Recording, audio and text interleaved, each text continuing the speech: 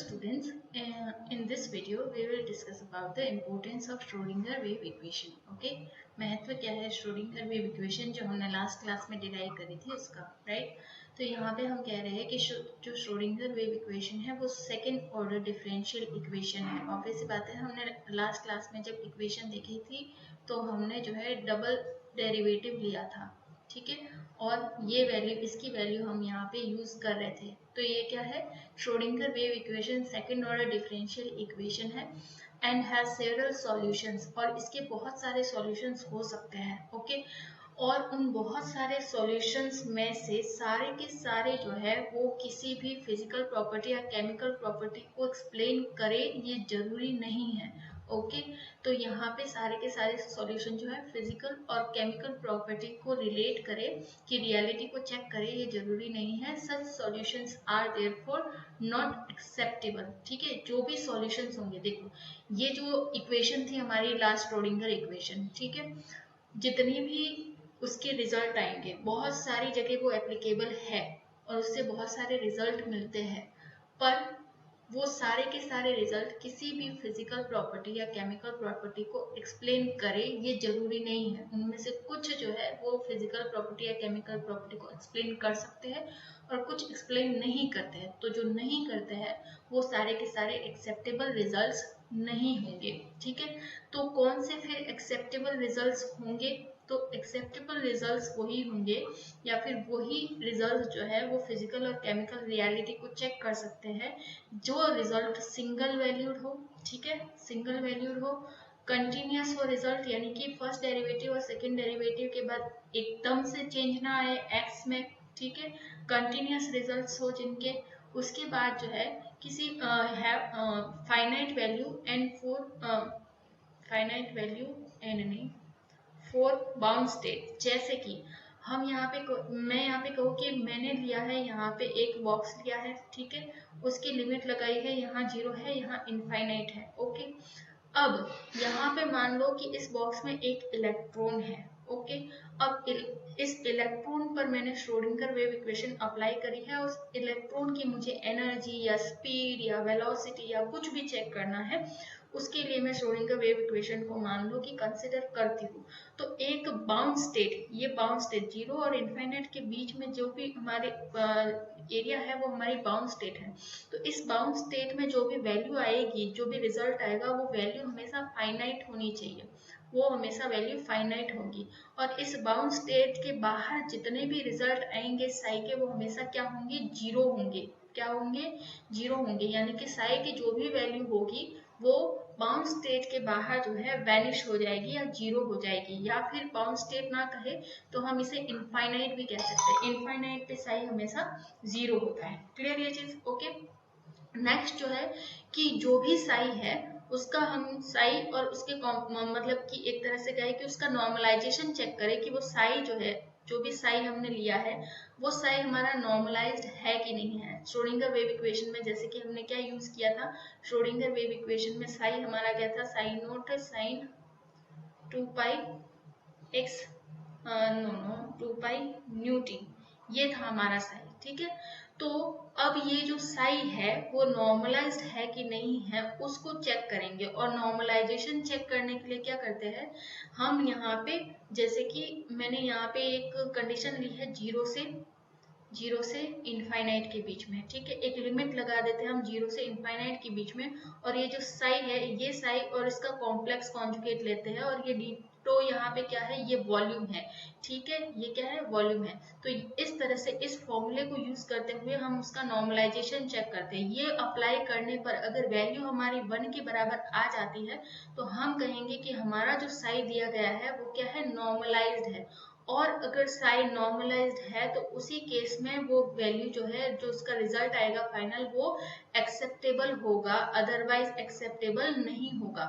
ठीक है, तो ये सारे के सारे जो है वो न्यूमेरिकल्स कंसेप्ट है, बहुत सारी इक्वेशंस होती है। ओके, आपको यहाँ सिर्फ कुछ कंडीशंस याद रखनी है कि जो भी श्रोडिंगर वेव इक्वेशन है वो एक्सेप्ट, उसके जो रिजल्ट्स होंगे वो एक्सेप्टेबल कब होंगे, उसके results acceptable only in conditions में होंगे अगर रिजल्ट्स सिंगल वैल्यूड हो, कंटिन्यूस हो, बाउंड स्टेट में उनकी फाइनाइट वैल्यू आए और इनफाइनाइट पे साई की वैल्यू अगर 0 हो, और फंक्शन जो दे रखा है हमारा वो अगर नॉर्मलाइज्ड हो। नॉर्मलाइज का मतलब क्या है, ये अप्लाई करने पर, ये कंडीशन अप्लाई करने पर वैल्यू 1 के बराबर आती हो फंक्शन की, ठीक है, तो हम कहेंगे कि वो सारी वैल्यूज एक्सेप्टेबल होगी, बाकी जितनी भी वैल्यूज होगी वो एक्सेप्टेबल नहीं होगी, ठीक है। इसके अलावा श्रोडिंगर वेव, ये देखो, Schrodinger wave equation is significant solution for certain definite value of the total energy E, ठीक है। तो हम यहाँ पे कह रहे हैं कि जो श्रोडिंगर वेव इक्वेशन होती है उससे जो सॉल्यूशंस मिलते हैं वो सिग्निफिकेंट सॉल्यूशन मिलते हैं, वहां पे आप जो है टोटल एनर्जी की वैल्यू बहुत आसानी से जो है वो कैलकुलेट कर सकते हैं, और उस वैल्यू को हम यहाँ पे आइगन वैल्यू कहते हैं। मैंने कल भी बताया था कि क्वांटम में किसी भी ऑब्जर्वेबल के लिए एक ऑपरेटर होता है, जैसे कि ऑब्जर्वेबल यहाँ पे क्या है, ऑब्जर्वेबल इस केस में कहे तो ऑब्जर्वेबल जो है हमारे पास एनर्जी है। अब इस ऑब्जर्वेबल की मुझे वैल्यू निकालनी है तो इसके लिए क्वांटम में एक पर्टिकुलर ऑपरेटर होगा, इसके लिए क्वांटम के केस में पर्टिकुलर ऑपरेटर होगा। और अगर मुझे टोटल एनर्जी निकालनी है तो टोटल एनर्जी का जो ऑपरेटर होता है क्वांटम में उसे हम हैमिल्टोनियन ऑपरेटर कहते हैं, ये हम कल पढ़ चुके हैं, हैमिल्टोनियन ऑपरेटर कहते हैं, ठीक है। तो आपको अगर कोई साई दिया हुआ हो, आपको कोई फंक्शन दिया हुआ हो साई, तो आप उस फंक्शन पर क्या अप्लाई करते हैं, उस फंक्शन पर टोटल एनर्जी का ऑपरेटर अप्लाई करते हैं, और अप्लाई करने पर जो आपको रिजल्ट मिलता है उस साई के लिए वो आपको टोटल एनर्जी का रिजल्ट मिलता है। और ये जो रिजल्ट है, ये जो वैल्यू है वो क्या कहलाती है, आपकी आइगन वैल्यू कहलाती है। क्या कहलाती है, आइगन वैल्यू कहलाती है।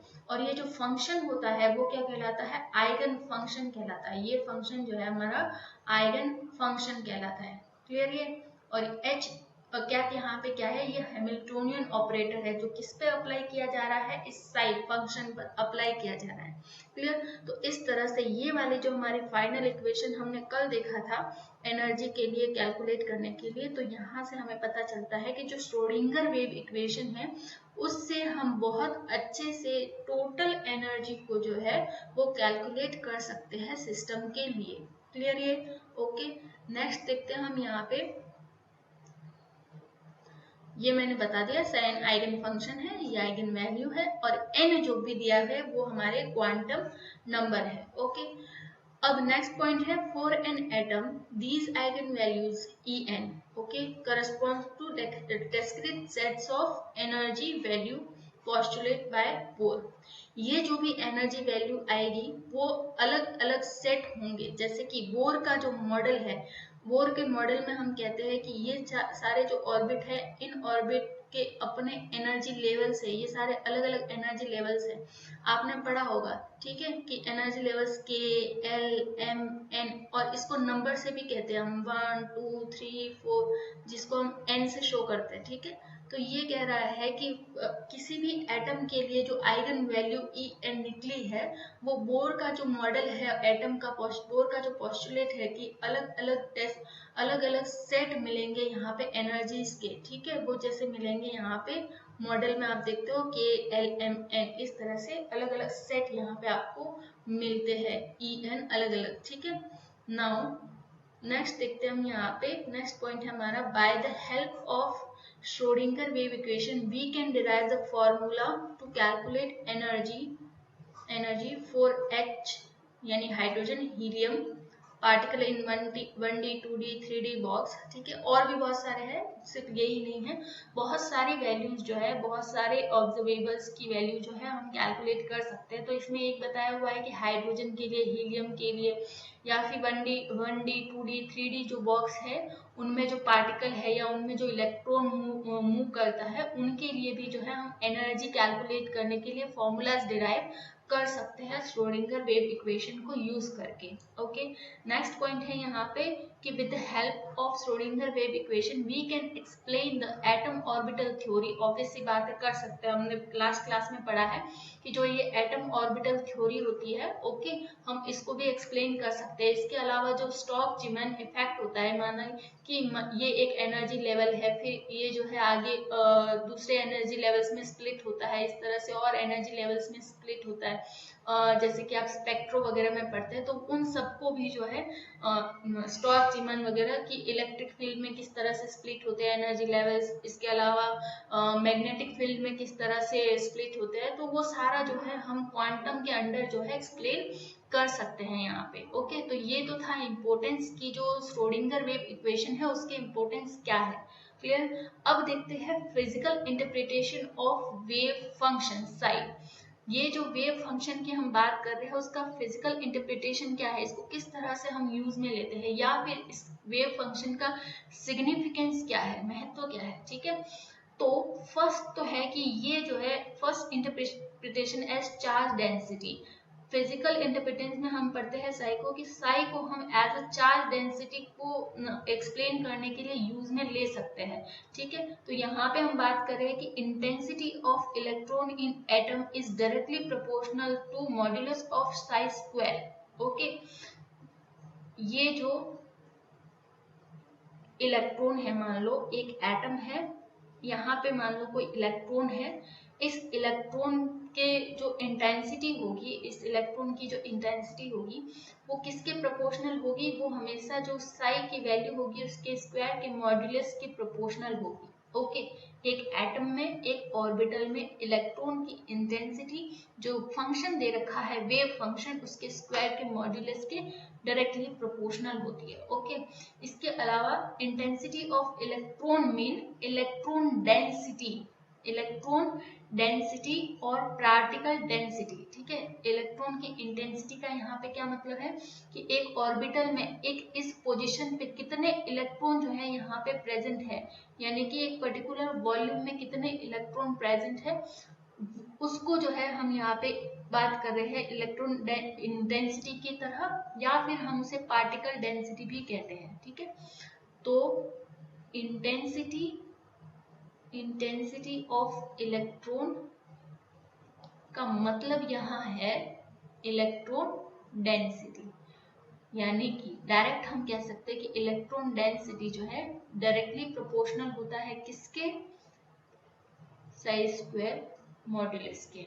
ओके, तो हमें एटम के एक ऑर्बिटल में एक किसी पॉइंट पर या जगह पर कितने इलेक्ट्रॉन प्रेजेंट है वो पता चल जाए तो हम जो है वहां पे चार्ज डेंसिटी पता कर सकते हैं।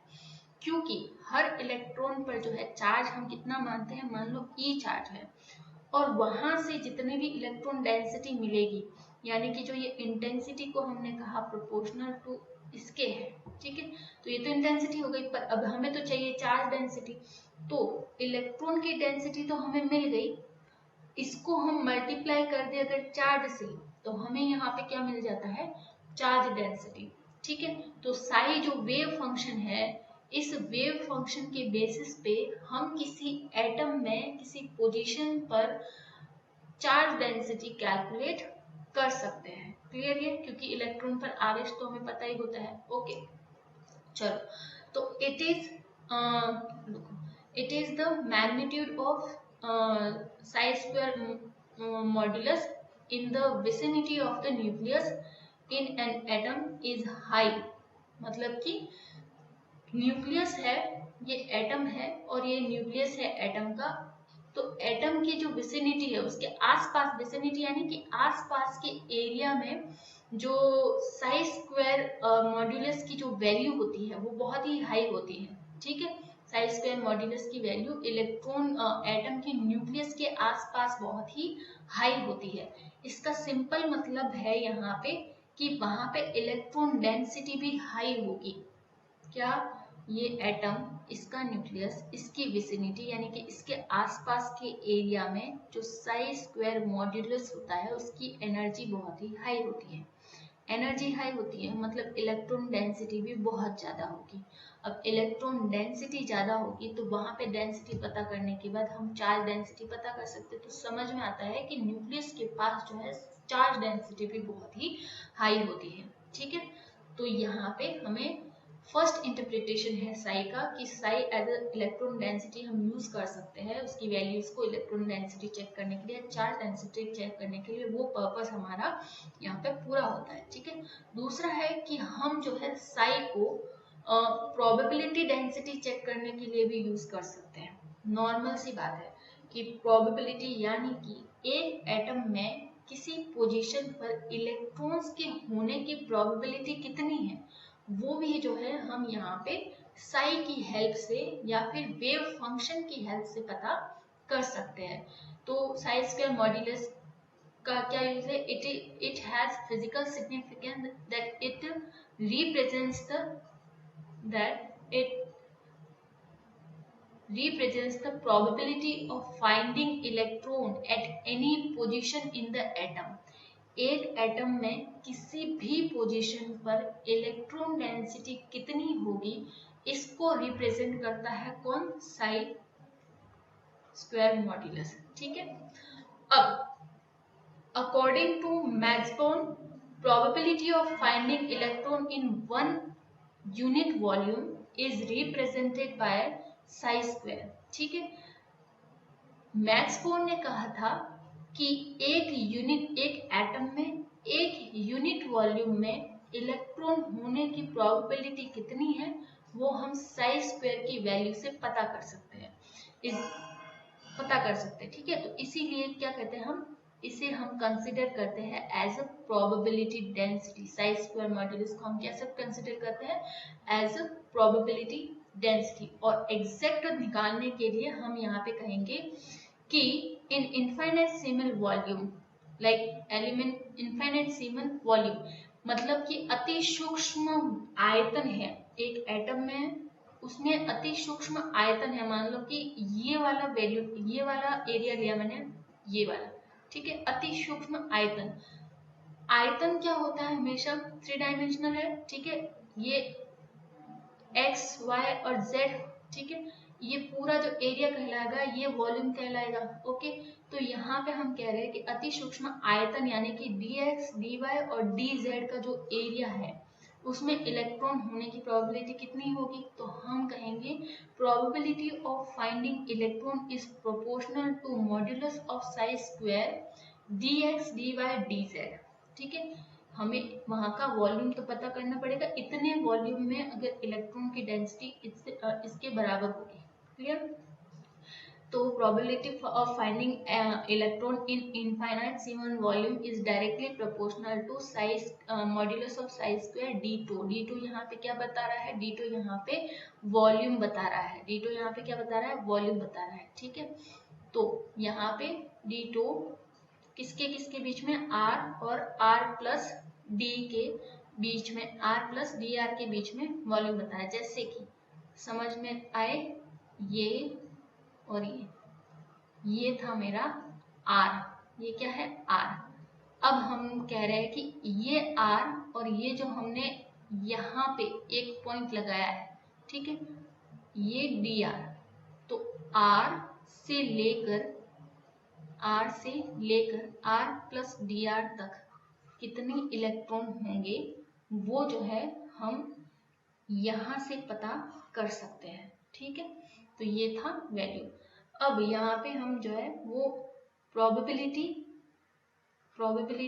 अब ये देखो r दे रखा है, मतलब कि यहाँ पे इस एरिया में अगर इसका रेडियस r है यहाँ से न्यूक्लियस से, तो इस एरिया में अगर प्रोबेबिलिटी फाइंड करनी है इलेक्ट्रॉन के होने की तो वो किस फॉर्मूले से फाइंड कर सकते हैं? ये वाला जो है इक्वेशन है हम यहाँ पे यूज करेंगे उस पर्टिकुलर एरिया में जिसका रेडियस r है वहां पे इलेक्ट्रॉन फाइंड करने के लिए। ओके, यहाँ पे P क्या है, यहाँ पे P बराबर होगा जो भी इसका वेव फंक्शन होगा, चारों जो तीनों कार्टेशियन कोऑर्डिनेट्स है यानी कि x, y और z डायरेक्शन में जो वेव फंक्शन होगा, प्लस उसका क्या लेंगे हम यहाँ पे कॉम्प्लेक्स कॉन्जुगेट लेंगे, जो भी वेव फंक्शन होगा उसके कॉम्प्लेक्स कॉन्जुगेट लेंगे, यहाँ पे मल्टीप्लाई करेंगे और साथ ही उसके वॉल्यूम को भी यहाँ पे इंट्रोड्यूस किया गया है। अब ये जो पूरा वैल्यू है वो प्रोबेबिलिटी जो है, मैक्सिमम प्रोबेबिलिटी किसी की भी कितनी होती है, 1 के बराबर होती है।